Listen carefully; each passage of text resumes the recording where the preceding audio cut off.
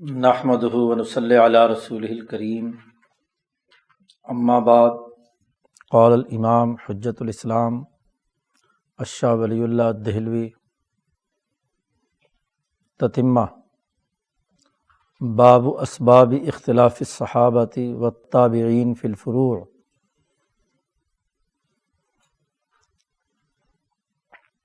یہ اس 7ویں مبحث کا تتمہ ہے۔ 7واں مبحث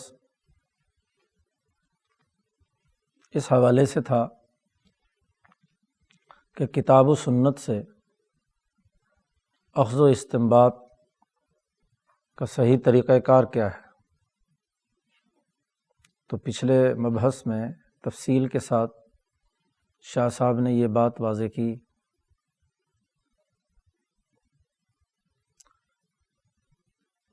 کہ نصوص سے، آیات قرآنیہ اور احادیث سے اخذ و استنباط کے کتنے اصول ہیں، اور صحابہ کی روایات میں جو حضور صلی اللہ علیہ وسلم سے مروی ہیں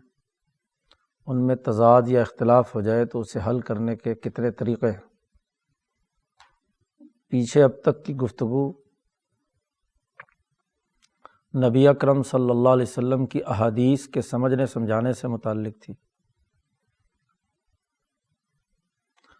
پچھلے مبحث کے آخر میں ایک اہم بات فرمائی گئی تھی کہ صحابہ اور تابعین کے جو آثار ہیں ان سے جو احادیث مروی ہیں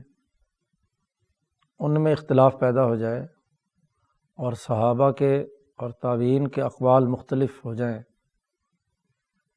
تو اس کو سمجھنے کے لیے ایک علم کی ضرورت ہے جسے شاہ صاحب نے علم مکنون قرار دیا تھا، اور اس علم مکنون کی وضاحت کی تھی کہ معرفت مآخذ مذاہب الصحابہ، صحابہ کے مذاہب کے بنیادی مآخذ کی معرفت حاصل کرنا وہ علم مکنون ہے۔ اب اس تتمہ میں صحابہ اور تابعین کے جو اختلافات فروعات میں ہیں، یہ بات اچھی طرح معلوم ہونی چاہیے کہ اصول میں صحابہ اور تابعین کے درمیان کوئی اختلاف نہیں ہے۔ دین کے جو بنیادی اساسی اصول ہیں، عبادات، معاملات، سیاسیات، معاشیات، سماجیات، ان اصولوں میں کوئی اختلاف نہیں ہے۔ ان کی فروع میں، ذیلی اور ضمنی ابحاث میں صحابہ اور تابعین میں اختلاف پایا جاتا ہے، اور صحابہ کا اختلاف کیوں پایا جاتا ہے، اس کے اسباب کیا ہیں، اور پھر تابعین کے ہاں اختلاف پیدا ہونے کے اسباب اور وجوہات کیا ہیں، کیا معروضی حالات تھے جس کی وجہ سے صحابہ اور تابعین میں فروعات میں اختلافات پائے جاتے ہیں۔ اس کو حل کرنا ضروری اس لیے بھی ہے کہ صحابہ کے آپس کے اختلافات جو فروعات میں ہیں، یا تابعین اور فقہاء کے جو اختلافات ہیں، ان کو بنیاد بنا کر زائغین، ضالین اور مضلین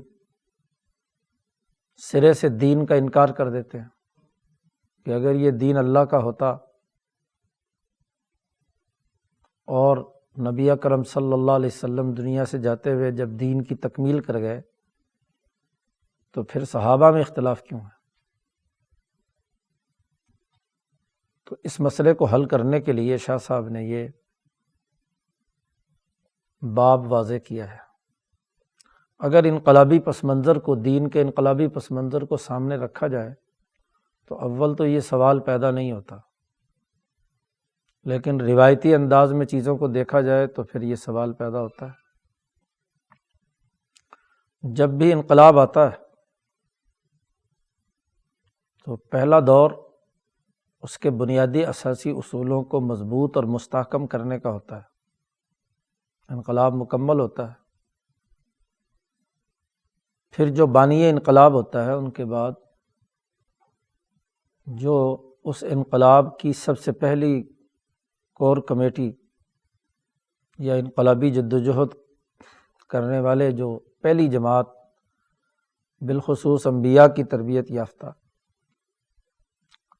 وہ پھر جب وہ سسٹم تشکیل دیتی ہے تو انسانی مزاجوں کے اختلاف سے، سوسائٹی کے مختلف ارتقاء کی وجہ سے دنیا بھر کی اقوام کو فتوحات کر کے جب اپنے ساتھ شامل کیا جاتا ہے تو ان تمام میں جو ذیلی اور ضمنی امور آتے ہیں ان کے حل کرنے کے مختلف منہج ہو سکتے ہیں، لیکن یہ تمام کے تمام فروعات میں ہیں، اصول اور کلیات میں نہیں، کیونکہ یہاں خاص طور پر دین اسلام میں کتاب مقدس قرآن حکیم جو قطعی الدلالت اور قطعی الثبوت بھی ہے، اور نبی اکرم صلی اللہ علیہ وسلم کی احادیث جو ان اصولوں کا عملی نظام بیان کرتی ہیں، اصول کے اعتبار سے وہ تمام کی تمام واضح اور دو ٹوک ہے۔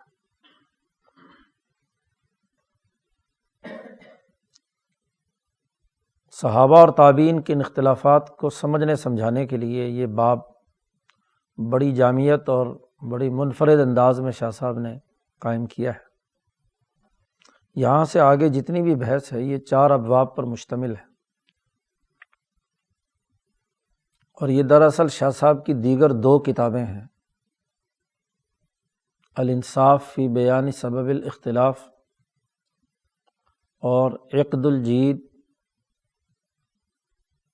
فی بیان الاجتہاد والتقلید۔ ان 2 رسالوں میں شاہ صاحب نے ان امور کو واضح کیا تھا، تو وہی باتیں اب یہ بات ابھی ترجیحی طور پر نہیں کہی جا سکتی کہ پہلے وہ رسالے لکھے تھے اور بعد میں وہاں سے شاہ صاحب نے یہاں چیزیں لی ہیں، کیونکہ ان کتابوں سے کچھ زائد گفتگو یہاں ہے، مربوط بنایا، اور کچھ چیزیں اختصار سے کام لیا ہے، یا یہاں پہلے لکھا ہے اور بعد میں شاہ صاحب نے وہ دونوں رسالے الگ الگ مرتب اور مدون کر دیے۔ بہرحال جو بھی ہو، حجت اللہ کے ایک قلمی نسخے میں یہ کتاب کا حصہ ہے، اور اسی کے مطابق یہاں جب سے حجت اللہ چھپ رہی ہے یہ تتمہ اس کے ساتھ شامل ہے۔ تو پہلا باب صحابہ کے اختلاف اور تابعین کے اختلاف کے اسباب جو فروعی مسائل میں ہیں اس کے بیان میں ہے۔ سب سے پہلے تو شاہ صاحب نے اپنے پرانے طرز کے مطابق ایک علمی قاعدہ اور ضابطہ بیان کیا ہے، اور وہ یہ ہے کہ اعلم ان رسول اللہ صلی اللہ علیہ وسلم، جاننا چاہیے کہ رسول اللہ صلی اللہ علیہ وسلم کے مبارک زمانے میں قانون اور فقہ مدون اور مرتب شدہ نہیں تھی، کوئی اس کے دفعات مرتب کیے گئے ہوں، اس کی ترتیب قائم کی گئی ہو، ایسا نہیں تھا۔ کیا تھا وہ آگے بیان کر رہے ہیں شاہ صاحب۔ وَلَمْ يَكُنِ الْبَحْثُ فِي الْأَحْكَامِ يَوْمَئِذٍ مِثْلَ الْبَحْثِ مِنْ هَؤُلَاءِ الْفُقَهَاءِ، اور حضور صلی اللہ علیہ وسلم کے زمانے میں احکام شریعت سے اس طرح بحث نہیں کی جاتی تھی جس طرح یہ فقہاء بحث کرتے ہیں، جزیات، تفصیلات، قانونی نوعیت، قانونی اصطلاحات، اس طرح کی کوئی بحث حضور کے زمانے میں نہیں تھی۔ حیث یثبتون باقصی جہدہم، کچھ اس طریقے سے انہوں نے بحث کی ہو کہ اپنی تمام تر جدوجہد کر کے دین کے ارکان، شرائط، آداب، ہر چیز الگ الگ کی ہو کہ یہ فرض ہے، یہ واجب ہے، یہ سنت ہے، اس حکم کی یہ قانونی نوعیت ہے، اور یہ کہ ان میں سے ہر چیز دوسرے سے الگ ایک مستقل دلیل کی وجہ سے ممتاز ہے، کہ اس دلیل کے تحت یہ واجب ہے، دلیل کے تحت یہ فرض ہے، یہ مستحب ہے، یہ سنت ہے، یہ حرام ہے۔ ایسی کوئی بحث حضور صلی اللہ علیہ وسلم کے زمانے میں نہیں ہوتی تھی۔ اسی طرح صحابہ کے زمانے میں ایسا بھی نہیں تھا کہ انہوں نے کچھ فرضی صورتیں بنائی ہوں اور ان فرضی صورتوں کے جو شرعی مسائل ہیں اس پر کوئی گفتگو کی ہو، ایسا بھی نہیں ہے۔ ایسا بھی نہیں ہے کہ جو دین کے بنیادی احکامات ہیں ان کی تعریف، جامع معنی، حد وہ بیان کی ہو انہوں نے صحابہ کے زمانے میں، یا جو چیز حصر کے قابل تھی اس کا کوئی حصر کیا ہو، اس کا دائرہ محدود بتلایا ہو کہ یہ فلاں دائرے تک یہ قانون، اس کا عمل درآمد ہوگا۔ الی غیر ذالک من صنائعہم، اور بہت ساری ایسی ان کے جو فقہاء اور قانون سازوں کا ہمیشہ سے ہر دور میں دستور رہا ہے، ایسا کوئی بھی معاملہ حضور اقدس صلی اللہ علیہ وسلم کے زمانے میں نہیں تھا۔ تو کیا تھا؟ اس کو آگے پہلے رسول اللہ صلی اللہ علیہ وسلم کے زمانے کا طریقہ بیان کیا ہے، پھر حضرت ابوبکر اور عمر فاروق خلفائے راشدین کے زمانے کا طریقہ بیان کیا ہے۔ شاہ صاحب کہتے ہیں اما رسول اللہ صلی اللہ علیہ وسلم، جہاں تک رسول اللہ صلی اللہ علیہ وسلم کے زمانے کی بات یہ ہے، فکان یتوضا، آپ صلی اللہ علیہ وسلم نے وضو فرمایا، صحابہ نے آپ کو وضو کرتے دیکھا، اور بغیر کسی اس کی تفصیلات میں جائے جیسے حضور نے کیا، من و عن لوگوں نے اس کی نقل کر لی، من غیر ان یبین ان ھذا رکن، کہ یہ رکن ہے، یہ ادب ہے، بس جیسے حضور کو وضو کرتے دیکھا۔ تو عاشق وہی ہوتے ہیں کہ جو قانونی چکر میں نہیں پڑتے، حضور کی محبت اور عشق میں جیسے حضور نے وضو کیا ویسے انہوں نے وضو کر لیا۔ کسی صحابی کے سامنے حضور نے 3 دفعہ آزاد ہوئے تو انہوں نے اس کے مطابق، کسی صحابی کے سامنے اگر 1 دفعہ حضور نے وضو کیا، 1 دفعہ وضو دھویا، تو لوگوں نے اس کے مطابق عمل کیا۔ اسی طرح وکان یصلی، حضور نے نماز پڑھی، لوگوں نے آپ صلی اللہ علیہ وسلم کو نماز پڑھتے دیکھا تو انہوں نے بھی اسی طرح نماز پڑھی جیسے رسول اللہ صلی اللہ علیہ وسلم نے پڑھی۔ آپ صلی اللہ علیہ وسلم نے حج کیا، لوگوں نے اس کے مطابق حج ادا کیا۔ چنانچہ ففعلوا کما فعل، جیسے حضور نے کام کیے وہی کام انہوں نے کیے، نقل اتاری۔ فہذا غالب حالہ صلی اللہ علیہ وسلم، آپ صلی اللہ علیہ وسلم کی غالب حالت ایسے ہی تھی۔ پھر خود حضور صلی اللہ علیہ وسلم نے بھی یہ بات نہیں بیان کی کہ وضو کے فرض 6 ہیں یا 4 ہیں، نہ آپ نے یہ بتلایا کہ اگر کوئی آدمی پے در پے وضو نہیں کرتا تو اس کا فریضہ ادا ہوگا یا نہیں ہوگا، حتیٰ یحکم علیہ، یہاں تک کہ اس پر حکم لگایا جاتا کہ یہ وضو صحیح ہوا ہے یا، الا ماشاء اللہ، چند مسائل ہیں جن میں حضور نے اس طرح کی نشاندہی کی ہے۔ اور یہ بات بھی طے ہے کہ بس حضور کو عاشقانہ طور پر صحابہ نے کرتے دیکھا تو خود بھی ویسا ہی کرنا شروع کر دیا۔ بہت کم ایسے مواقع آئے ہیں جس میں یسألونہ عن ھذہ الاشیاء، کہ انہوں نے نبی اکرم صلی اللہ علیہ وسلم سے ایسی چیزیں پوچھی ہوں، بس جتنا حضور نے فرما دیا یا کر لیا اس کے مطابق عمل کر لیا، آگے مزید سوال کر کے کسی نئے چیز کی طرف مطالبہ کرنا یہ صحابہ کا طریقہ نہیں رہا۔ جیسا کہ یہاں چند روایات امام شاہ ولی اللہ دہلوی لا رہے ہیں، حضرت عبداللہ ابن عباس رضی اللہ تعالی عنہما سے مروی ہے کہ میں نے رسول اللہ صلی اللہ علیہ وسلم کے صحابہ سے بہتر دنیا میں کوئی قوم نہیں دیکھی۔ انہوں نے کبھی حضور سے کوئی سوال نہیں کیا سوائے 13 مسئلوں میں، 13 معاملات ہیں جن میں سوال کیا، یہاں تک کہ حضور صلی اللہ علیہ وسلم کا وصال ہو گیا قبیضہ۔ اور یہ 13 چیزیں بھی قرآن میں ہیں، کلہن فی القرآن۔ مثلا قرآن میں آیا ہے یسألونک عن الشہر الحرام، حرمت والے مہینے کے بارے میں آپ سے سوال کرتے ہیں کہ قتال جائز ہے یا نہیں،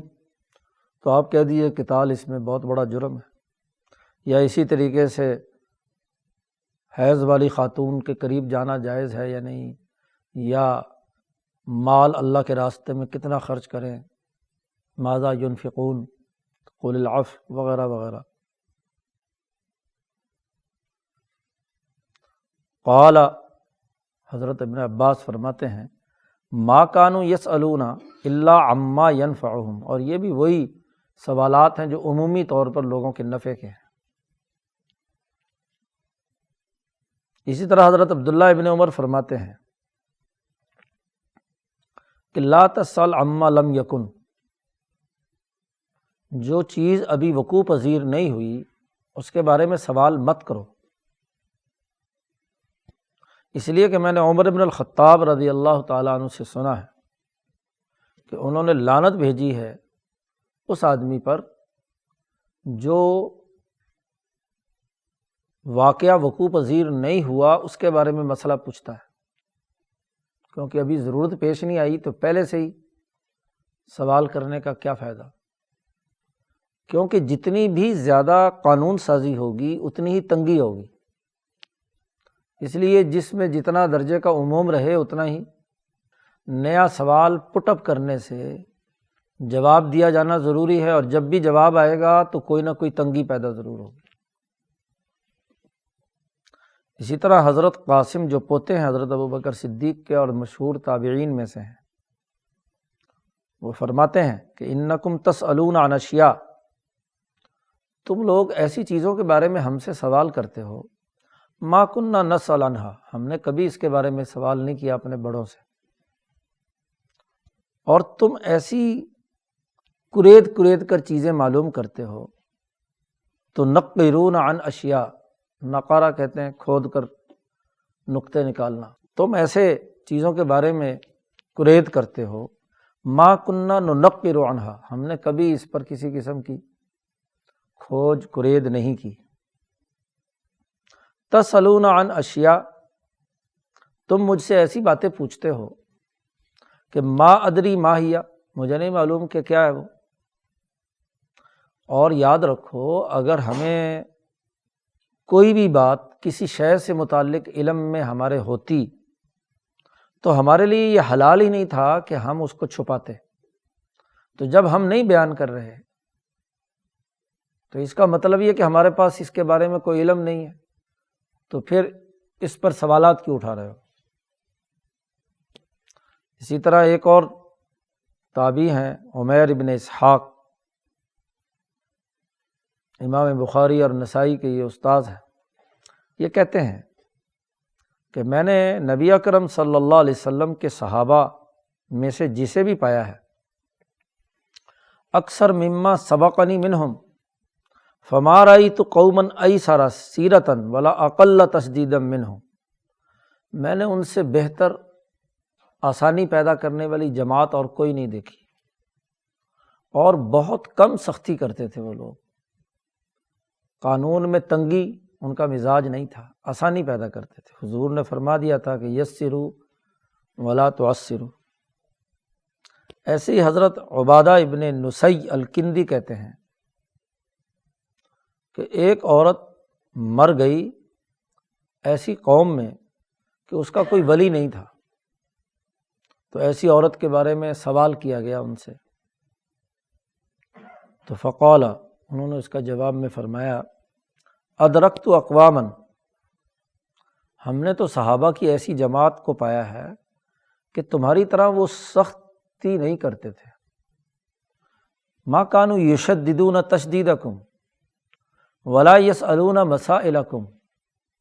اور وہ تمہارے مسائل کی طرح سوالات بھی نہیں کرتے تھے۔ یہ تمام روایات امام شاہ ولی اللہ دہلوی نے فرمایا اخرج ہذہ الآثار الدارمی،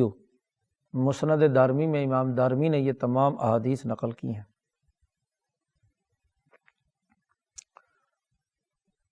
وکان رسول اللہ صلی اللہ علیہ وسلم یستفتیہ الناس فی الوقائع، اگر کوئی نیا مسئلہ پیش آ جاتا تھا تو لوگ حضور سے فتویٰ پوچھتے تھے،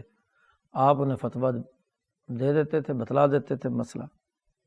یا آپ کی خدمت میں کوئی قضیہ عدالت میں آتا تو آپ فیصلہ فرما دیتے، اور آپ کسی کو اچھا کام کرتے ہوئے دیکھتے تو آپ اس کی تعریف فرما دیتے، اور اگر برا کام کرتے دیکھتے تو اس پر نکیر فرما دیتے۔ ہر وہ مسئلہ جس میں آپ نے کسی مستفتی کے فتوے کا جواب دیا ہو، استفتاء کا، یا ہر وہ عدالتی مقدمہ جس میں آپ نے کوئی فیصلہ جاری فرمایا ہو،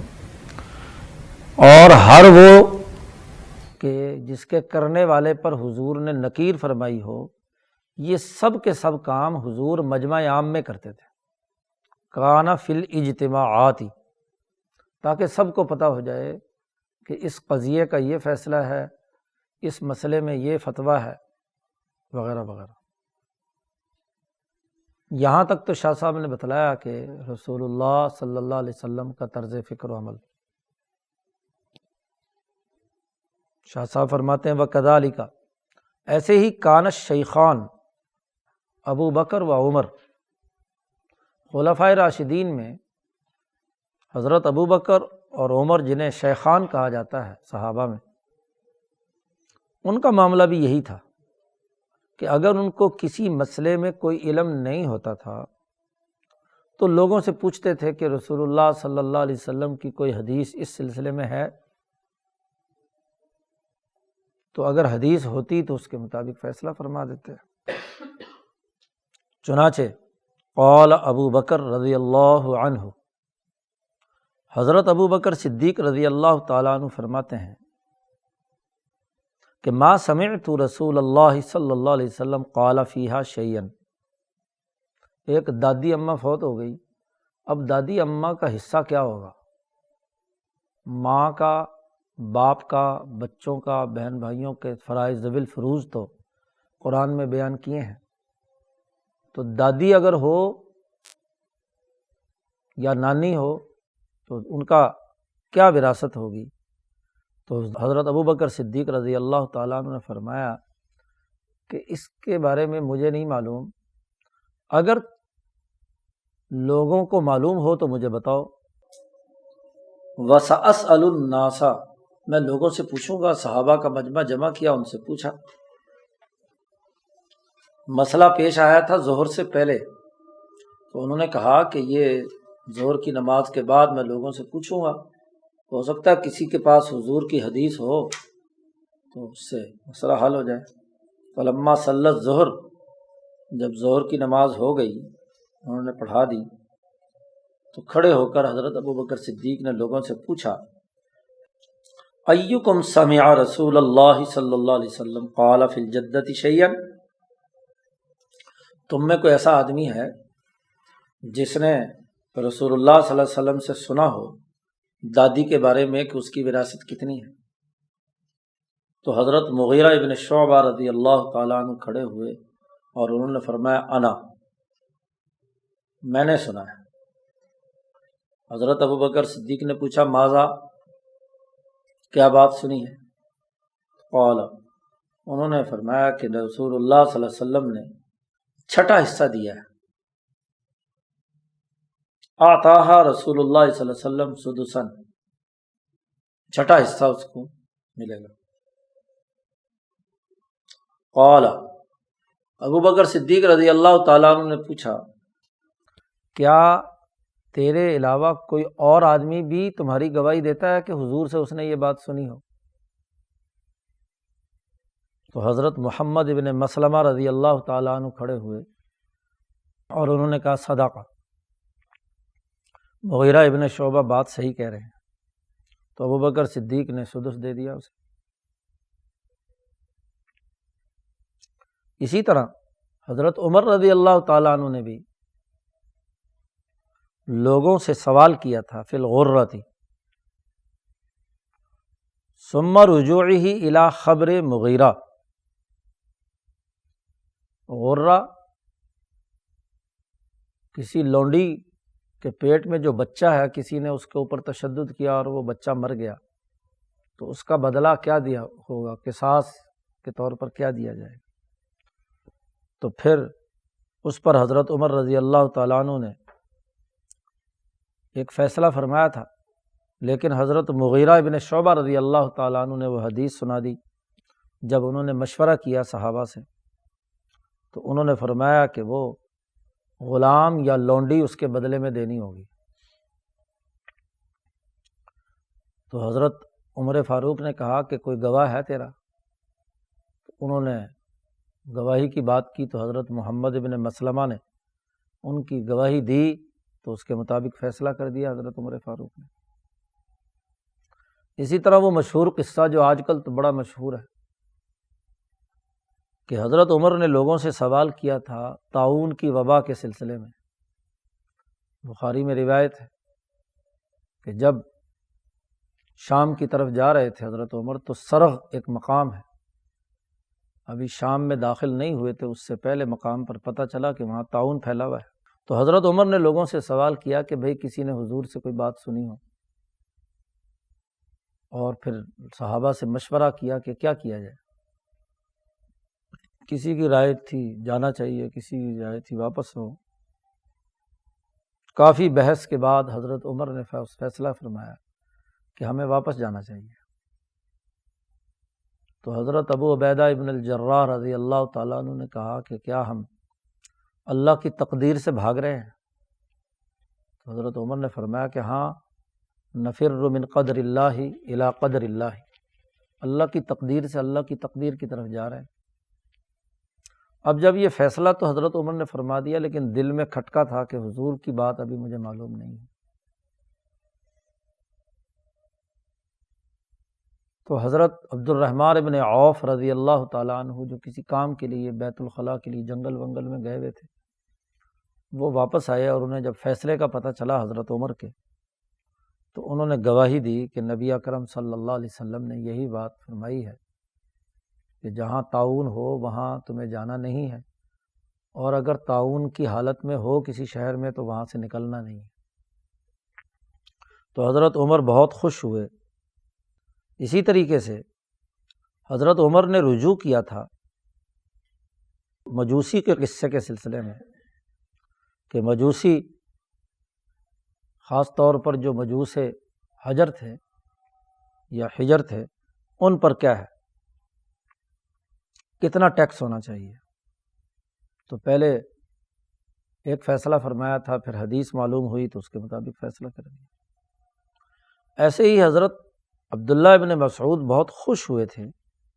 جب انہیں حضرت معقل ابن سنان رضی اللہ تعالیٰ عنہ کی حدیث معلوم ہوئی کہ ان کی رائے کے مطابق۔ اس کا تفصیلی قصہ آگے حضرت عبداللہ ابن مسعود کے واقعے میں آ رہا ہے۔ اسی طرح پیچھے بھی کئی دفعہ گزر چکا ہے کہ حضرت ابو موسیٰ اشعری حضرت عمر کے دروازے پر آئے تھے، 3 دفعہ آواز دی اور انہوں نے جواب نہیں دیا تو واپس چلے گئے۔ پھر عمر باہر آئے اور انہوں نے پوچھا کہ ہاں بھئی وہ ابو موسیٰ کہاں گئے؟ چلے گئے۔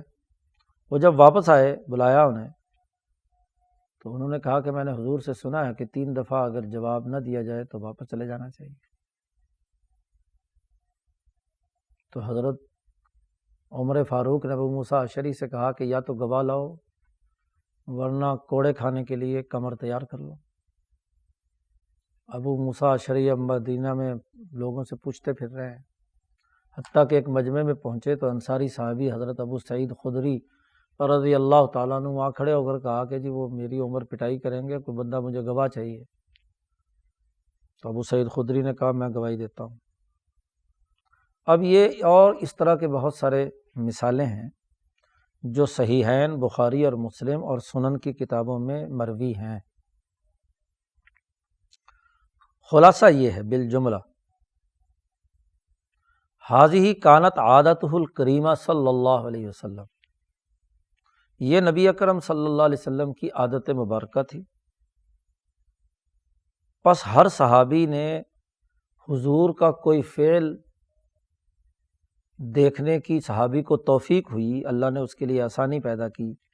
کہ حضور کی عبادت کیا تھی، حضور کا فتویٰ کیا تھا، حضور کا فیصلہ کیا تھا۔ تو جس صحابی نے جو بات یاد کر لی تو حافظہ، اسے محفوظ رکھا، اسے اچھی طرح ذہن میں بٹھایا، اور ہر چیز کے جو مختلف پہلو اور قرائن ہیں اس سے اس نے اپنے خیال کے مطابق اسے سمجھ لیا۔ چنانچہ بعض نے اس بات کو جو حضور صلی اللہ علیہ وسلم سے اس نے دیکھی یا سنی تھی اس کو مباح سمجھا، کسی نے اسے مستحب سمجھا، اور بعض نے اسے منسوخ سمجھا، ان قرائن اور علامات کی وجہ سے جو اس صحابی کے سامنے تھے۔ لیکن ایک بات تمام صحابہ کے بارے میں طے شدہ تھی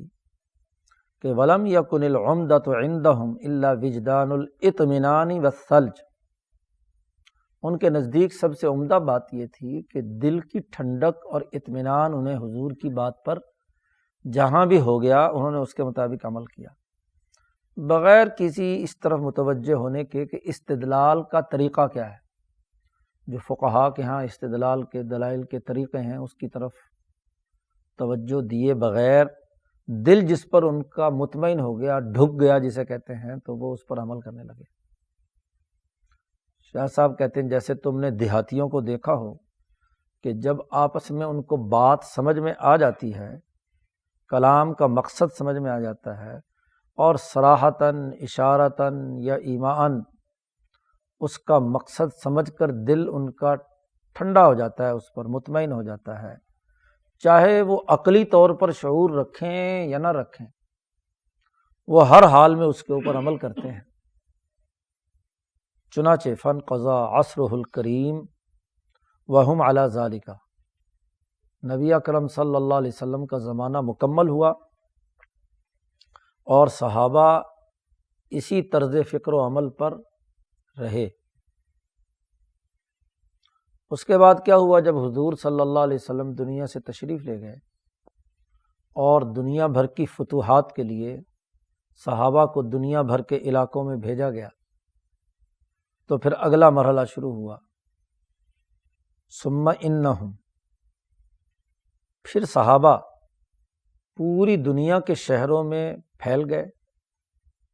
اور پھر ہر ایک صحابی اپنے اپنے علاقے میں مقتدا اور رہنما بن گیا۔ ظاہر ہے حضور کے تربیت یافتہ صحابہ دنیا کے جس خطے میں ہوں گے تو لوگ ان کو حضور کا صحابی اور دین کا نمائندہ سمجھ کر انہوں نے علمی طور پر انہیں اپنا مقتدا مان لیا۔ چنانچہ ادھر سے نئی نئی فتوحات کی وجہ سے نئے نئے واقعات وقوع پذیر ہونے لگے، ان کی خدمت میں مسائل پیش ہونے لگے، ان سے فتوے پوچھے جانے لگے، پھر ہر ایک نے جو باتیں انہیں حضور صلی اللہ علیہ وسلم سے یاد تھی اس کے مطابق انہوں نے جواب دیا، یا جو باتیں یاد تھی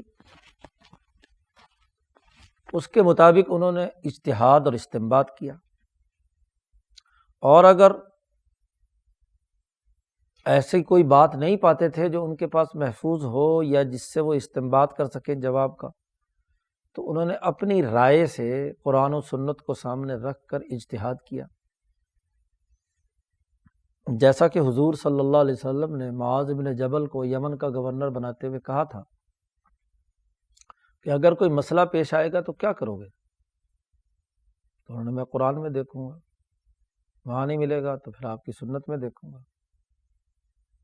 صحابہ کا اس میں دیکھوں گا، اور اگر ایسا نہیں تو اجتہد برأیی، میں اپنی رائے سے اجتہاد کروں گا۔ تو حضور نے فرمایا ٹھیک ہے۔ چنانچہ صحابہ نے وہ علت معلوم کرنے کی کوشش کی جس پر نبی اکرم صلی اللہ علیہ وسلم کے احکامات اپنی منصوصات میں جاری ہوتے تھے، تو تمام حکم اس کے مطابق جیسے انہوں نے پایا اس کے مطابق علت تلاش کر لی۔ بہرحال صحابہ نے حضور صلی اللہ علیہ وسلم کی غرض، مقصد، اس کی موافقت اختیار کرنے میں کوئی کوتاہی نہیں کی۔ اب جب یہ معاملہ ہوا تو چونکہ صحابہ دنیا بھر میں پھیلے تھے، تو فَعِندَ ذَلِكَ، اس وقت ان کے درمیان اختلافات پیدا ہوئے علی ضروب، چند وجوہات کی وجہ سے، چند اسباب ہیں، اس کی اقسام ہیں، وہ شاہ صاحب نے یہاں بیان کیے ہیں۔ ان وجوہات کی وجہ سے ان کے درمیان اختلاف پیدا ہو گیا۔ نمبر 1، منہا ان صحابیا سمع حکما فی قضیۃ او فتوی، صحابی نے حضور صلی اللہ علیہ وسلم کا کوئی حکم کسی عدالتی فیصلے یا فتوے میں سنا۔ اب ایک نے تو سنا تھا، اب وہ جو وہاں مسئلے بیان کریں گے تو وہ اپنے اس کے سماعت کے مطابق، جبکہ دوسرے صحابی نے اس سلسلے میں حضور سے کچھ نہیں سنا تھا، تو انہوں نے اپنی رائے سے اجتہاد کیا۔ اب ایک کے پاس حدیث ہے، کوئی فتویٰ یا قضیہ، اور ایک کے پاس کچھ نہیں ہے، انہوں نے قرآن حکیم یا جو عمومات ہیں ان کو سامنے رکھ کر اپنے پیش آمدہ حالات کے مطابق رائے سے اجتہاد کر کے میں بیان کیا۔ اور پھر اس کی بھی کئی قسمیں ہیں پہلے اختلاف کی۔ مثلاً سب سے پہلی بات یہ ہے کہ جس دوسرے آدمی نے اجتہاد کیا تھا تو بسا اوقات اس کا اجتہاد حدیث کے مطابق ہو گیا، اگرچہ اسے نہیں معلوم تھا کہ حضور کی حدیث اس سلسلے میں کیا ہے، لیکن انہوں نے پوری جدوجہد اور کوشش کے ساتھ حضور کی بات معلوم کرنے کی کوشش کی، تو جو ان کی رائے بنی وہ حدیث کے مطابق ہی تھی، بعد میں انہیں پتہ چلا۔ اس کی مثال وہ ہے جس کو امام نسائی وغیرہ نے روایت کیا ہے، اور ابھی پیچھے گزرا تھا حضرت عبداللہ ابن مسعود کے حوالے سے، یہاں یہ وہی قصہ ہے۔ حضرت عبداللہ ابن مسعود سے سوال کیا گیا ایک ایسی عورت کے بارے میں کہ اس کا خامند فوت ہو گیا تھا اور اس کا کوئی مہر ابھی مقرر نہیں ہوا تھا، نکاح ہو گیا، نکاح میں رخصتی بھی نہیں ہوئی اور مہر بھی مقرر نہیں ہوا، لم یفرض لہا، قال، اب جب حضرت عبداللہ ابن مسعود سے کوفہ میں پوچھا گیا کہ اب اس کا کیا کیا جائے، مہر کتنا دیا جائے، تو انہوں نے کہا کہ میں نے رسول اللہ کا کوئی فیصلہ اس میں مجھے معلوم نہیں ہے۔ 1 مہینے تک لوگ بار بار حضرت عبداللہ ابن مسعود سے یہ بات پوچھتے رہے، وَأَلَحُّوا، اور بہت ہی پیچھے پڑ گئے۔ اب ظاہر ہے کوفہ میں حضور کے صحابہ میں حضرت عبداللہ ابن مسعود ہی تھے، تو مسئلہ اور کس سے معلوم کرتے؟ اب عورت کا مہر کا معاملہ ہے تو کیسے ادا کریں؟ چنانچہ انہوں نے اپنی رائے سے اجتہاد کیا اور انہوں نے یہ فیصلہ فرمایا کہ اس عورت کی جو باقی خاندان کی عورتیں ہیں ان کا جتنا مہر ہے اتنا ہی مہر اس کا بھی ہوگا، لا واکسا ولا شتاتا، نہ کم نہ زیادہ، اور اس پر عدت بھی واجب ہے، علیہ العدت، وَلَهَا الْمِيرَاث، اور اس کو وراثت میں سے بھی حصہ ملے گا۔ تو جیسے ہی حضرت عبداللہ ابن مسعود نے یہ فیصلہ فرمایا تو حضرت معقل بن یسار رضی اللہ تعالیٰ عنہ کھڑے ہوئے اور انہوں نے گواہی دی کہ رسول اللہ صلی اللہ علیہ وسلم نے ہمارے خاندان کی ایک عورت کے بارے میں اسی طرح کا فیصلہ فرمایا تھا۔ جیسے ہی حضرت معقل بن یسار نے یہ بات فرمائی تو ففرح بذلک ابن مسعود فرحتاً، عبداللہ ابن مسعود اتنے خوش ہوئے کہ لم یفرح مثلہا قط بعد الاسلام، اسلام کے بعد اتنی کبھی خوشی ان کو نہیں ہوئی کہ میرا جو اجتہاد یا فیصلہ ہے یہ حضور کی حدیث کے ٹھیک مطابق ہو گیا۔ اب یہاں ان کا اجتہاد حدیث کے مطابق ہو گیا تو بڑی خوشی ہوئی۔ دوسری شکل یہ ہے کہ صحابہ کے درمیان کسی معاملے میں مناظرہ ہوا، بات چیت ہوئی کسی مسئلے پر، اور حدیث ایسے طریقے سے ثابت ہو کر ظاہر ہو کر سامنے آ گئی جس سے غالب ظن ظاہر ہوتا تھا، تو پھر صحابی نے اپنے اجتہاد سے رجوع کر کے جو حضور صلی اللہ علیہ وسلم کی روایت تھی اس کے مطابق اپنا مسلک بنا لیا۔ مثال اس کی آگے بیان کی ہے کہ جو ائمہ محدثین نے روایت کیا ہے حضرت ابو ہریرہ رضی اللہ تعالیٰ عنہ سے،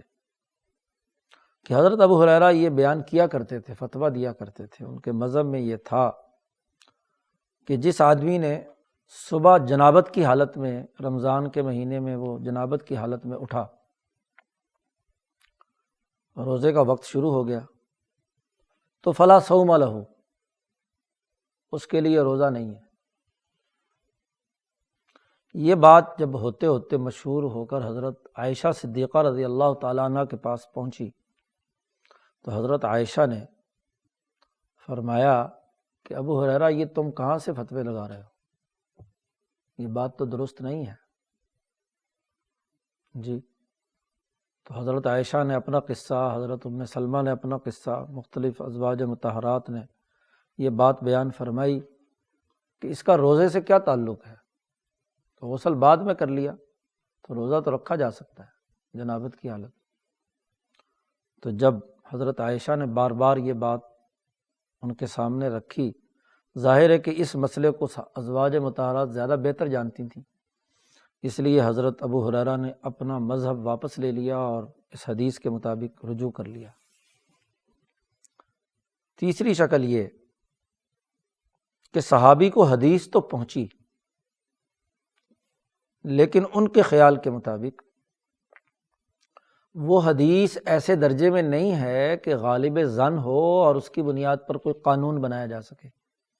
کیونکہ راوی بڑا کمزور ہے ان کے خیال کے مطابق۔ تو صحابی نے اپنا اجتہاد برقرار رکھا اور اس حدیث پر عمل نہیں کیا، بلکہ اس حدیث پر اعتراضات اٹھائے کہ اس حدیث میں یہ باتیں صحیح نہیں ہیں۔ مثلا اس کی مثال وہ ہے جو سیاہ ستہ میں روایت ہے کہ ایک خاتون تھی فاطمہ بنت قیس،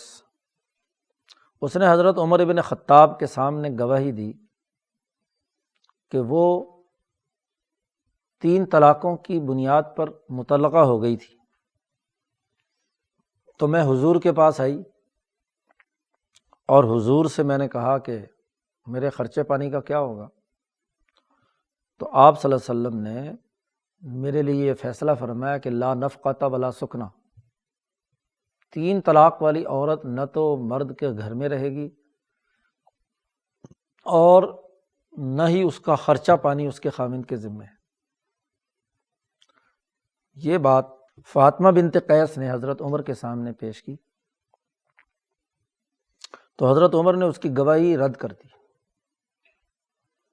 فرد شہادتہ وقال، انہوں نے فرمایا کہ اللہ کی کتاب کو میں ایک عورت کے کہنے سے نہیں چھوڑ سکتا، کیونکہ قرآن میں مطلقہ کے لیے کیا ہے، سکنا بھی ہے اور خرچہ بھی ہے۔ تو ایک عورت کی گواہی اکیلی، یا تو کوئی اور اس کے ساتھ ہوتا تو میں نہیں اس کو قبول کر سکتا۔ لا ندری، عمر فاروق نے کہا مجھے نہیں معلوم کہ عورت سچ بول رہی ہے یا جھوٹ بول رہی ہے۔ انہوں نے فیصلہ فرمایا کہ لہا النفقہ والسکنا، اس کے لیے نفقہ بھی ہے اور رہائش بھی ہے۔ اسی طرح جب یہ بات حضرت عائشہ صدیقہ تک پہنچی تو انہوں نے بھی فرمایا ما لی فاطمہ، فاطمہ کو کیا ہو گیا؟ کیا تو اللہ سے نہیں ڈرتی؟ کیوں جھوٹ بول رہی ہے، یہاں غلط باتیں بیان کر رہی ہے؟ یہ جو تو کہتی ہے لا سکنا والا نفقہ، یہ کب حضور نے فرمایا تجھے؟ تو حضرت عائشہ نے بھی تنقید کی اور عمر فاروق نے بھی اس کی بات قبول نہیں کی۔ ایک اور مثال بھی جو بخاری اور مسلم میں روایت ہے حضرت عمر کا مذہب، کہ جنبی آدمی جنابت کی حالت میں اگر پانی نہ پائے تو تیمم کافی نہیں ہے، یہ عمر فاروق کا مذہب تھا۔ جب انہوں نے یہ فیصلہ فرمایا تو حضرت عمار ابن یاسر نے ان کے سامنے یہ بات روایت کی کہ وہ رسول اللہ صلی اللہ علیہ وسلم کے ساتھ ایک سفر میں تھے تو انہیں جنابت لاحق ہو گئی، پانی تھا نہیں، تو انہوں نے مٹی میں لوٹنیاں لگائی، حضور صلی اللہ علیہ وسلم کو بتلایا تو حضور نے فرمایا کہ لوٹنی لگانے کی کیا ضرورت تھی، انما کان یکفیک ان تفعل ھکذا، جو عام تیمم کا طریقہ ہے اس کے مطابق کہا کہ ایسے کر لیتے تو کافی تھا۔ آپ نے زمین پر ہاتھ مارا، چہرے کا اور ہاتھوں کا مسح کیا۔ اب یہ روایت عمار ابن یاسر نے عمر فاروق کے سامنے بیان کی اور یہاں تک کہا کہ ہم دونوں تھے، آپ نے تو کیا مٹی میں چھلانگ نہیں لگائی، میں نے لوٹنیاں لگا لی۔ تو حضرت عمر نے کہا تم ایسے بول رہے ہو، میں کب تمہارے ساتھ تھا اور میں نے کب کیا ہے ایسا کیا؟ انہوں نے حضرت عمر نے ان کی بات قبول نہیں کی، کیونکہ حضرت عمر کے نزدیک اس دلیل پر ایک مخفی قسم کا اعتراض ان کے خیال کے مطابق موجود تھا، اس لیے انہوں نے قبول نہیں کی۔ اس لیے عمر فاروق سے لے کر آگے دوسرے تیسرے طبقے تک یعنی تابعین کے زمانے تک عمر فاروق کے مسئلے پر ہی عمل ہوتا رہا۔ لیکن ہوا یہ کہ جب طبقہ ثانیہ میں اس روایت کے عمار کی حمایت میں اور بہت سارے صحابہ کی روایات بھی آ گئیں، جو صحابہ ادھر ادھر دور دراز پھیلے ہوئے تھے، تو وہ جو وہم حضرت کو تھا کہ یہ عمار جو ہے اس سے بات صحیح طریقے سے اس کو یاد نہیں رہتی تو کوئی نہ کوئی اس کی روایت میں وہم ہو سکتا ہے، تو چونکہ دوسرے فقہا صحابہ سے بھی یہ بات سامنے آئی تو وہ جو وہم تھا وہ ختم ہو گیا۔ اس لیے بعد میں عمر فاروق کے اس مذہب پر ایک واحد مسئلہ ہے جس میں حضرت عمر فاروق کے مذہب پر کسی فقیہ نے عمل نہیں کیا۔ تیمم کرنے سے جنبی آدمی پاک ہو سکتا ہے اگر پانی نہیں ہے۔ چوتھی شکل یہ ہے کہ صحابی تک حدیث سرے سے پہنچی نہیں، اللہ یصل الیہ الحدیث اصلا، مثلا اس کی ایک مثال امام مسلم ایک روایت بیان کرتے ہیں کہ حضرت عبداللہ ابن عمر رضی اللہ تعالیٰ عنہ لوگوں کو یہ حکم دیا کرتے تھے کہ جب خواتین غسل کریں تو اپنے سر کے تمام بال اور مینڈیاں کھولا کریں اور پانی اندر بالوں میں اچھی طرح پہنچایا کریں، تب ان کا غسل ہوگا جنابت کا اس کا۔ یہ ابن عمر فتویٰ دیا کرتے تھے۔ تو حضرت عائشہ صدیقہ رضی اللہ تعالیٰ عنہ نے یہ بات سنی تو انہوں نے کہا یا عجبا لابن عمر، ابن عمر پر بڑا تعجب ہے، یہ فتوے دیتا ہے۔ ایامر النساء، لوگوں کو وہ یہ حکم دیتا ہے کہ عورتیں اپنی مینڈیاں کھول کر بال مکمل طور پر بکھیریں،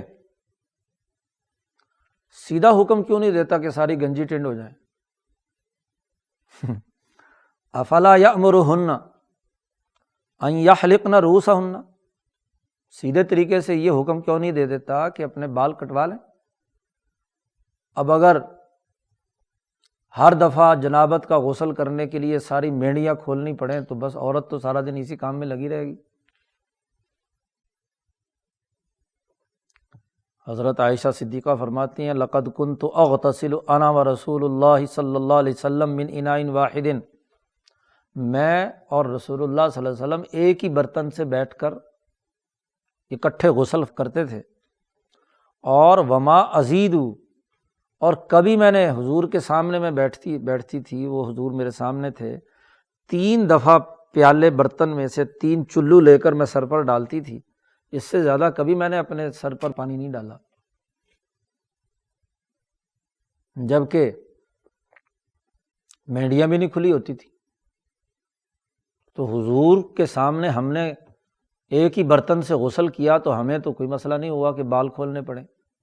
تو ابن عمر کو جب پتہ چلا تو انہوں نے اپنے مسئلے سے، کیونکہ حدیث معلوم نہیں تھی، تو حضرت عائشہ جو اس حدیث کی راویہ ہیں اس کے مطابق پھر انہوں نے عمل کیا۔ یا جیسے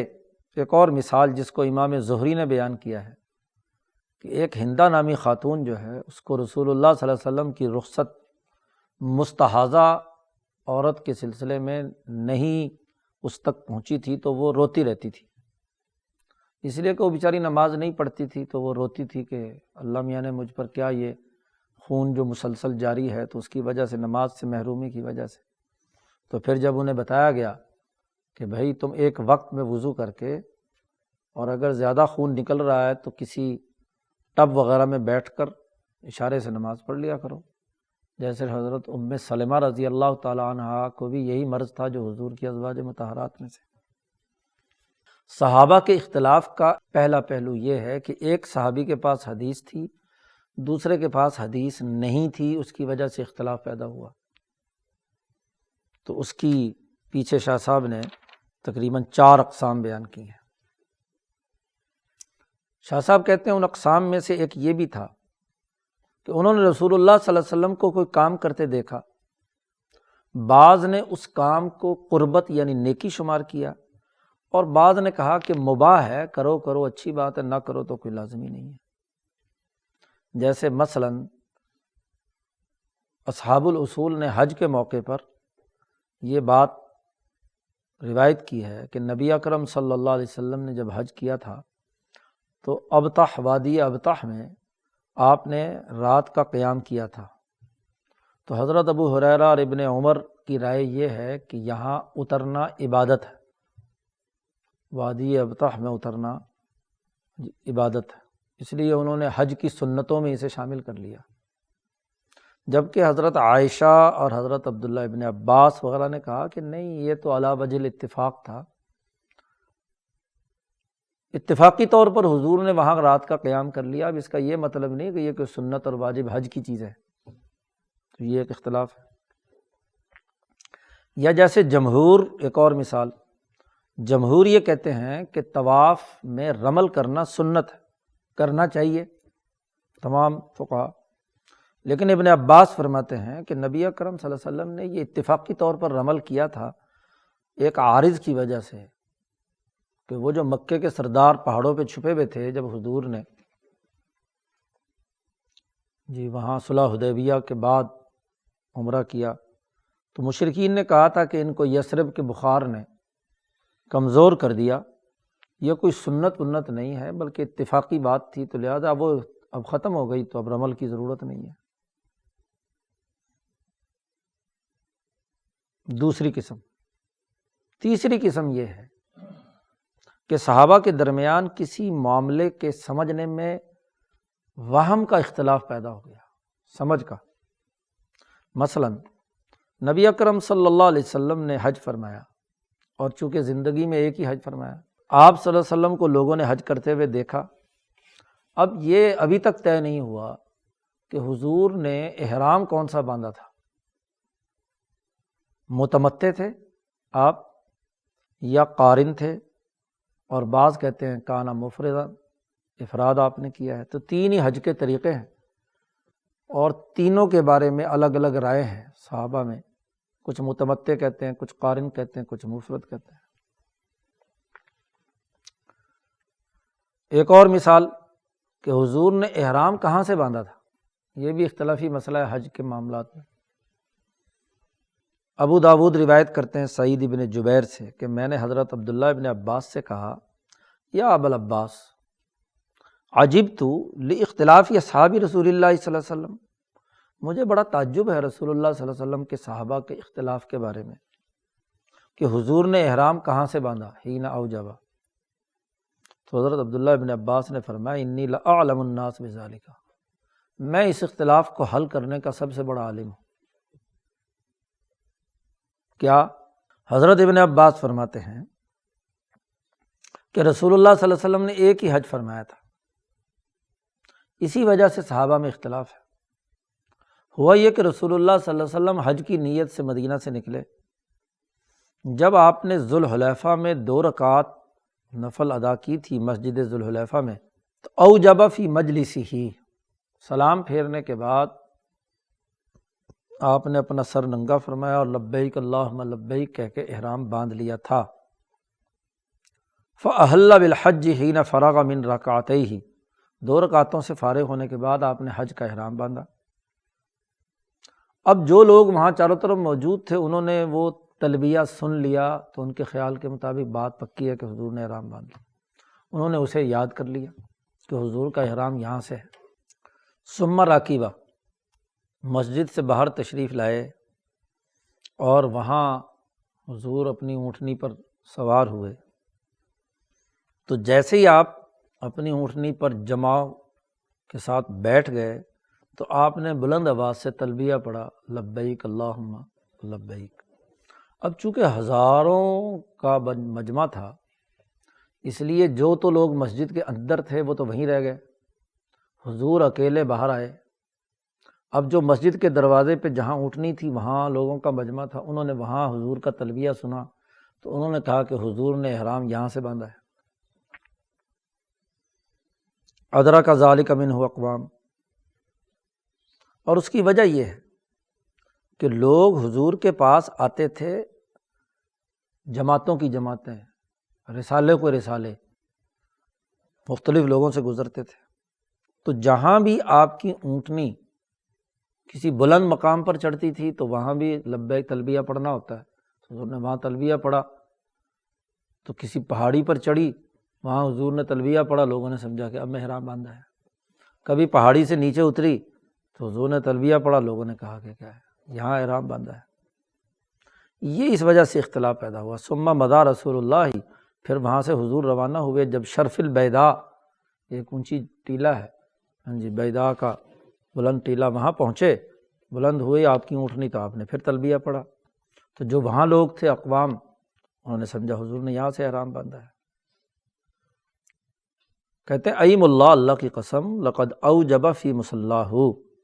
حضور نے احرام اپنی نماز جہاں 2 رکعت پڑھی تھی ذوالحلیفہ میں، وہاں سے احرام باندھ لیا تھا، اور اسی وقت آپ نے تلبیہ بھی پڑھا، تلبیہ ناقدہ اونٹنی پر بھی پڑھا، اور ہر جگہ جہاں جہاں بھی آپ، تو لوگ جو جہاں مجمع تھا اس نے وہ روایت کر دیا، اس میں اختلاف کی کوئی بات نہیں۔ اب یہ وہم کا اختلاف ہے کہ ایک نے ایک جگہ سمجھا، دوسرے نے دوسری جگہ سمجھا۔ چوتھی شکل، صحابہ کو غلطی ہو گئی، سہو اور نسیان ہو گیا ایک صحابی کو، جیسے ابن عمر رضی اللہ تعالیٰ عنہ سے روایت ہے کہ انہوں نے کہا کہ حضور صلی اللہ علیہ وسلم نے رجب میں عمرہ کیا تھا، آپ صلی اللہ علیہ وسلم نے۔ تو جب حضرت عائشہ نے یہ سنا تو انہوں نے کہا کہ نہیں، ابن عمر کو سہو ہو گیا، غلطی ہو گئی، رجب میں حضور نے کوئی عمرہ نہیں فرمایا۔ اسی طریقے سے ضبط کا اختلاف بھی، صحابہ میں آپس میں حدیث کے الفاظ کو محفوظ کرنے میں ضبط کے اندر اختلاف پایا گیا، جیسا کہ ابن عمر سے روایت ہے کہ وہ فرماتے ہیں، بخاری وغیرہ میں بھی روایت ہے کہ میت پر جب لوگ روتے ہیں تو لوگوں کے رونے سے میت کو عذاب ہوتا ہے۔ حضرت عائشہ نے جب یہ بات سنی تو انہوں نے کہا کہ ابن عمر کو غلطی ہوئی ہے، جی، انہوں نے حدیث پورے طریقے سے اخذ نہیں کی، کیونکہ بات کو اگر پورے طریقے سے نہ سنا جائے، سمجھا جائے تو کچھ سے کچھ بن جاتا کام۔ اسی لیے کہا جاتا ہے کہ حضرت عائشہ فقہائے صحابہ میں سے ہیں، بات کو فقاہت کے ساتھ پورے طور پر ضبط کرنے میں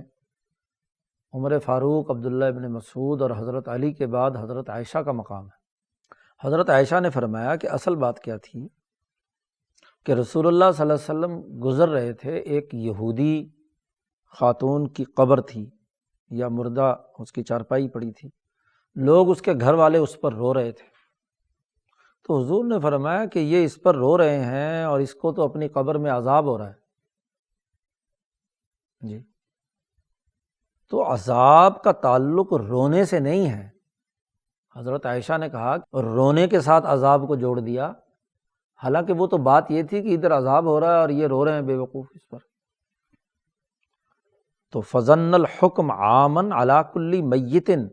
رونے نہ رونے کی بات نہیں ہے، جو بھی گنہگار یا مجرم ہے اس کو عذاب ہوتا ہے۔ چھٹی بات،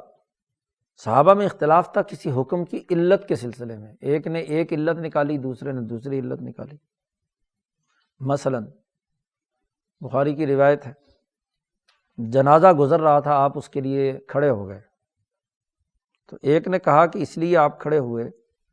کہ یہ فرشتوں کی تعظیم کے لیے، کیونکہ اس جنازے کے ساتھ فرشتے تو ہوتے ہیں، چاہے کسی کافر کی روح ہو یا کسی مسلمان کی، فرشتے روح قبض کر کے جب لے جا رہے ہوتے ہیں تو وہ ساتھ ہوتے ہیں، تو فرشتوں کے اعزاز میں حضور کھڑے ہوئے، تو مومن ہو یا کافر کوئی بھی۔ کچھ لوگوں نے کہا کہ نہیں، حضور اس لیے کھڑے ہوئے کہ موت کی جو ہولناکی ہے وہ بتلا سکیں، موت کا جو خوف، تو چاہے کافر ہو یا مومن ہو، تو موت کی عظمت دل میں بٹھانے کے لیے حضور کھڑے ہوئے۔ حسن بن علی، امام حسن کہتے ہیں رضی اللہ عنہما کہ حضور صلی اللہ علیہ وسلم ایک یہودی کے جنازے پر سے گزرے تو فقام لہا، تو حضور اس لیے کھڑے ہو گئے کہ کہیں یہ جو مردہ یہودی ہے یہ حضور کے سر سے اوپر اٹھ کر جنازہ جا رہا ہوگا، تو حضور اس لیے ہوئے کہ میں اونچائی پہ، چونکہ کسی چبوترے پر تھے تو حضور اونچے ہو جائیں اور یہودی کا جنازہ نیچے ہو جائے، تو یہ صرف کافر کا معاملہ ہے، باقی کسی کا معاملہ نہیں۔ تو ہر ایک نے اپنے اپنے خیال کے مطابق علت بیان کی۔ ساتواں اختلاف کی وجہ یہ ہے کہ دو مختلف حدیثوں میں جمع کرنے میں اختلاف پایا گیا۔ پیچھے آیا تھا نا کہ دو حدیثیں ہوں تو ان میں جمع و تطبیق، تو کسی نے ایک طریقے سے تطبیق کی، جمع کیا، ایک نے دوسرے طریقے سے۔ مثلا رسول اللہ صلی اللہ علیہ وسلم نے خیبر کے سال جب جنگ ہوئی تھی تو متع حلال قرار دیا تھا، رخصت دی تھی اور پھر روک دیا۔ پھر جب غزوہ اوطاس ہوئی مکہ فتح کے بعد تو پھر رخصت دی تھی، پھر روک دیا۔ ابن عباس رضی اللہ تعالیٰ عنہ فرماتے ہیں کہ رخصت ضرورت کی وجہ سے تھی اور نہیں، یعنی روکنا ضرورت کے پورا ہونے کی وجہ سے تھا۔ والحکم باق علی ذالک، حکم باقی ہے۔ اور جمہور کہتے ہیں کہ نہیں، رخصت اباحت تھی اور نہیں جو ہے وہ اس کو منسوخ کرنا ہے۔ شیعہ حضرات جو یہاں روایت کا اعتبار کرتے ہیں وہ عبداللہ بن عباس کی بات پر جی وہ اس کو جائز قرار دیتے ہیں، حالانکہ وہ استدلال بھی کوئی درست نہیں ہے۔ اسی طرح ایک اور مثال، رسول اللہ صلی اللہ علیہ وسلم نے استنجے میں قبلے کی طرف رخ کرنے سے منع فرمایا ہے۔ اب صحابہ کی ایک قوم نے اس حکم کو عام سمجھا کہ کہیں بھی جنگل میں ہوں یا آبادی میں ہوں، بیت الخلاء کے اندر ہوں یا کہیں بھی ہوں، یہ قبلے کا طرف رخ کرنا ممنوع ہے، اور انہوں نے کہا کہ یہ حکم منسوخ نہیں ہے۔ جبکہ حضرت جابر رضی اللہ تعالیٰ عنہ نے حضور صلی اللہ علیہ وسلم کو دیکھا کہ آپ جس سال دنیا سے تشریف لے گئے ہیں، وفات والا سال ہے، کہ آپ صلی اللہ علیہ وسلم قبلے کی طرف رخ کر کے پیشاب فرما رہے تھے۔ تو ابن جابر کی روایت یہ ہے، ان کی رائے یہ ہے کہ پہلے جو حضور نے ممانعت کی تھی وہ منسوخ ہو گئی،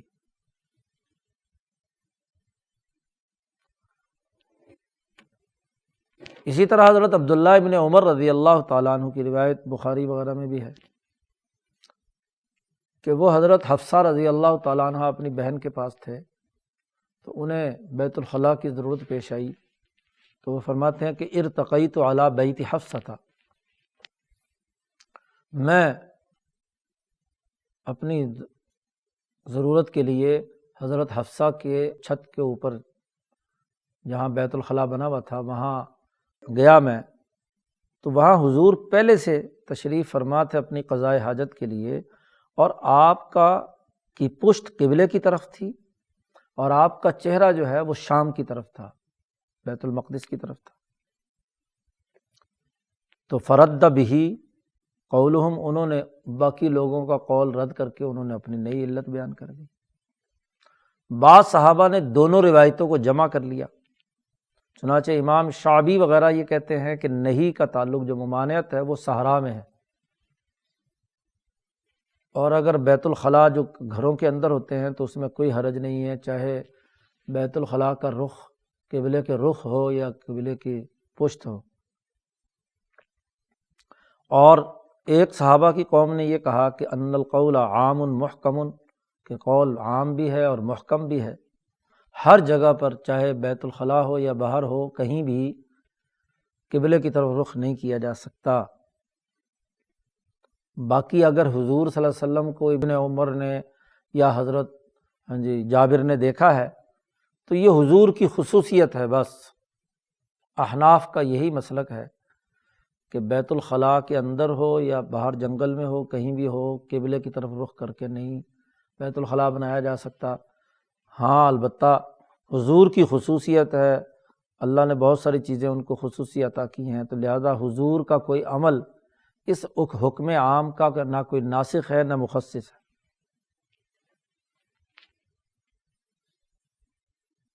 وبالجملۃ، خلاصہ یہ ہے، فاختلفت، اس طرح یہ تقریباً کوئی 7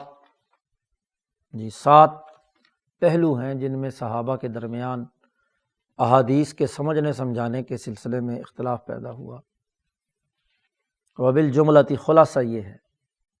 کہ نبی اکرم صلی اللہ علیہ وسلم کے صحابہ کے مذاہب مختلف ہو گئے، اور جب صحابہ میں اختلاف پایا گیا تو ان کے جو شاگرد آگے تابعین تھے ان میں بھی ایسا ہی ہوا۔ ہر ایک کو جو اللہ پاک نے آسانی سے جس کی توفیق دی انہوں نے اسے یاد کر لیا،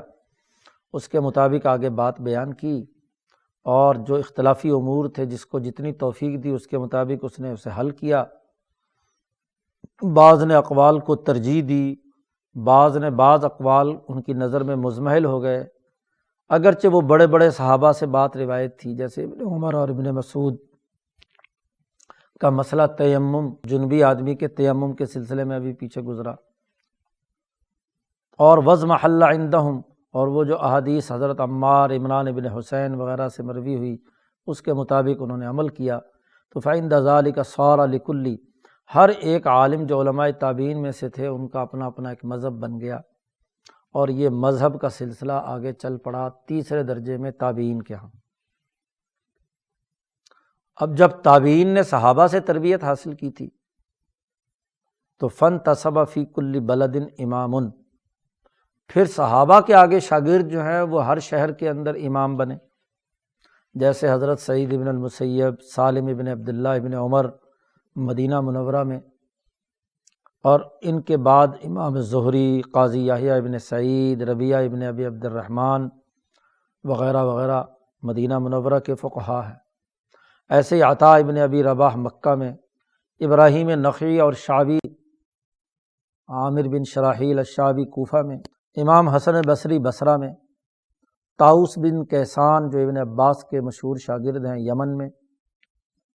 مشہور تابعین میں مکحول شام میں۔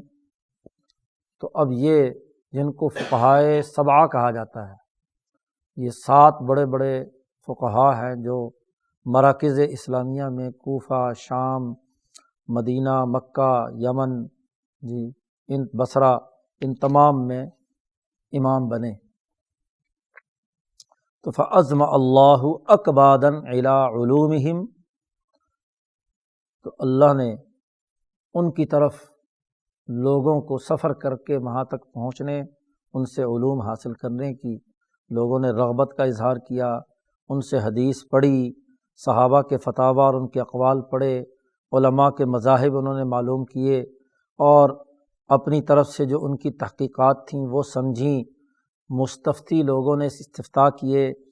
اور اس طرح مسائل ان میں زیر بحث رہے، اور فیصلے کرانے کے لیے لوگ ان کے پاس آنے لگے۔ اس طرح تابعین کے زمانے میں یہ مراکز بن گئے۔ اب اگر ان کا بھی تجزیہ کیا جائے تو شاہ صاحب کہتے ہیں یہاں اب دو بڑے مکاتب ہے فکر وجود میں آئے اگلے مرحلے میں۔ کہتے ہیں حضرت سعید بن المسیب اور ابراہیم نخعی وغیرہ یہ وہ فقہا ہیں کہ جنہوں نے فقہ کے تمام مسائل کو مدون اور مرتب کیا، جمع کیا۔ مدینہ منورہ میں حضرت سعید بن المسیب نے اور کوفہ میں حضرت ابراہیم نخعی نے ہر باب کے اصول متعین کیے جو ان کو اپنے سلف سے معلوم ہوئے تھے۔ چنانچہ سعید بن المسیب اور ان کے ساتھی اس بات کی طرف گئے کہ فقہ میں سب سے بہترین اثبت الناس اہل حرمین ہیں، مکہ اور مدینہ منورہ کے فقہا ہیں، اور چونکہ ان حرمین شریفین کے مذہب کی بنیاد حضرت عمر فاروق اور حضرت عثمان کے فتوے ہیں، اور حضرت عبداللہ ابن عمر کے فتوے اور قضایا ہیں، اور حضرت عائشہ بھی چونکہ مدینہ میں رہی، عبداللہ ابن عباس مکہ میں رہے،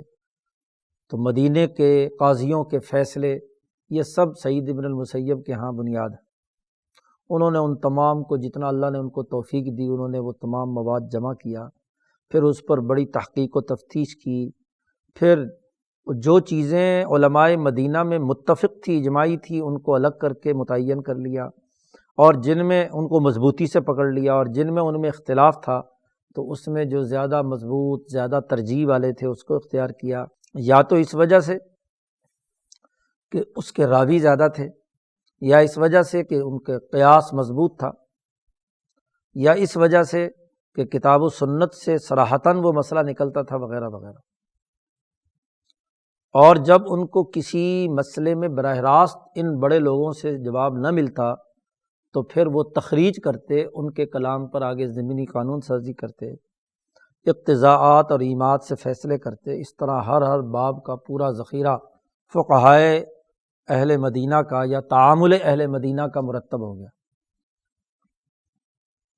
اسی طرح حضرت ابراہیم نخعی اور ان کے تربیت یافتہ لوگ جو ہیں، انہوں نے یہ دیکھا کوفہ میں کہ حضرت عبداللہ ابن مسعود اور ان کے تربیت یافتہ وہ فقہ میں سب سے مضبوط لوگ ہیں۔ جیسا کہ حضرت علقمہ نے مسروق سے کہا تھا کہ کیا عبداللہ سے زیادہ مضبوط کوئی آدمی ہے؟ عبداللہ ابن مسعود۔ یا امام ابو حنیفہ نے جب مناظرہ کرتے ہوئے حضرت امام اوزاعی سے کہا تھا کہ ابراہیم افقہ من سالم، یہ جو رفع دین والی حدیث ہے اس کے بارے میں عبداللہ ابن مسعود کہتے ہیں رفع دین نہیں ہے، اور عبداللہ ابن عمر کہتے ہیں ہے، تو اس کے راویوں پر حضرت امام ابو حنیفہ نے بحث کرتے ہوئے کہا تھا کہ جہاں تک ابراہیم نخعی کا معاملہ ہے، وہ سالم جو حضرت ابن عمر سے بات نقل کر رہے ہیں ان سے زیادہ فقیہ ہیں، اور اگر صحابی کی فضیلت ابن عمر کو حاصل نہ ہوتی تو میں یہ کہتا کہ علقمہ جو ہے وہ عبداللہ ابن عمر سے زیادہ فقیہ ہیں۔ عبداللہ ابن عمر کے تو فتووں میں بہت سارے مسائل، جیسا کہ ابھی پیچھے گزرا حضرت عائشہ کے 3-4 مسائل میں جو ان کے تفقہ پر سوالات ہیں، اور عبداللہ ہوا عبداللہ، امام ابو حنیفہ نے کہا کہ عبداللہ یعنی عبداللہ ابن مسعود تو وہ تو عبداللہ ہے، عبداللہ کا مقابلہ کون کر سکتا؟ چنانچہ اہل کوفہ کے مذہب کی اصل بنیاد حضرت عبداللہ ابن مسعود کے فتاویٰ ہیں، اور حضرت علی رضی اللہ تعالیٰ عنہ چونکہ 6 سال کوفہ میں حکمران رہے ہیں تو ان کے قضایا اور فیصلے اور ان کے فتاویٰ ہیں، اور پھر حضرت علی نے جنہیں اپنا نائب بنایا تھا قاضی شریح، ان کے عدالتی فیصلے اور وغیرہ جو کوفہ کے باقی دیگر قضات ہیں ان کے فیصلے۔ چنانچہ حضرت ابراہیم نخعی نے جتنی اللہ نے ان کو توفیق دی، انہوں نے فقہائے کوفہ کے تمام ابواب مرتب اور مدون کر دیے۔ انہوں نے بھی اسی طریقے سے تمام آثار جمع کیے جیسے اہل مدینہ نے مدینے والوں کے آثار جمع کر دیے تھے، اور اسی طرح مسائل کی تخریج کی۔ اس طرح ہر باب کے جو مسائل فقہ تھے وہ مرتب اور مدون ہو گئے۔ اب اگر ہم پوری بحث سمیٹیں تو شاہ صاحب کہتے ہیں صحابہ سے لے کر تابعین تک، تو ہم یوں کہہ سکتے ہیں کہ سعید بن المسیب فقہائے مدینہ کی زبان ہے، اور حضرت عمر کے فیصلوں کے اور ابو ہریرہ کی احادیث کے حافظ ہیں، اور ابراہیم نخعی جو ہیں وہ کوفہ کے فقہاء کی زبان ہے۔ جب یہ دونوں کسی مسئلے پر گفتگو کریں اور وہ کسی کی طرف منسوب نہ کریں، یعنی کوئی باقاعدہ روایت اور سند نہ بیان کریں، تو یہ بات اکثر طور پر ثابت ہے کہ وہ اپنے علاقے کے جو سلف صالحین ہیں صراحتاً یا اشارتاً انہی کی بات نقل کر رہے ہوتے ہیں۔ تو فاجتمع علیہما فقہاء بلدہما، ان دونوں علاقوں کے فقہاء ان دونوں پر متفق ہو گئے۔ مدینہ والوں کے تمام علوم کا مرکز و منبع سعید بن المسیب، اور کوفہ والوں کے تمام علوم کا منبع ابراہیم نخعی۔ چنانچہ ان دونوں سے ہی لوگوں نے علم لیا، اسے سمجھا، اس پر تخریجات کیں، اس کی ذیلی آگے ضمنی قانون سازی کی۔ تو اس طریقے سے ارتقاء ہوا ہے فقہ کے بننے کے عمل میں تحقیقات کے بعد۔ تو صحابہ، تابعین، اور تابعین کے بعد تبع تابعین کا زمانہ ہے، یا بلکہ تابعین کا ہی یہ زمانہ ہے ابراہیم نخعی اور سعید بن المسیب کا، کہ انہوں نے دو مکاتب ہے فکر، تعامل مدینہ اور تعامل کوفہ کی بنیاد پر صحابہ کے تمام فروعات میں اب دو ہی مکتبہ فکر ہیں، باقی سب ختم ہو گئے۔ تعامل مدینہ کے بعد میں نمائندے امام مالک اور امام شافعی وغیرہ ہوئے، اور تعامل کوفہ کے نمائندے اس کے بعد امام اعظم امام ابو حنیفہ اور حنفی ہوئے۔ تو اس کی آگے بحث اگلے باب میں کی جا رہی ہے۔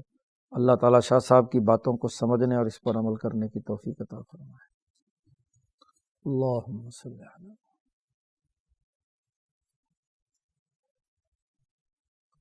اجمعین۔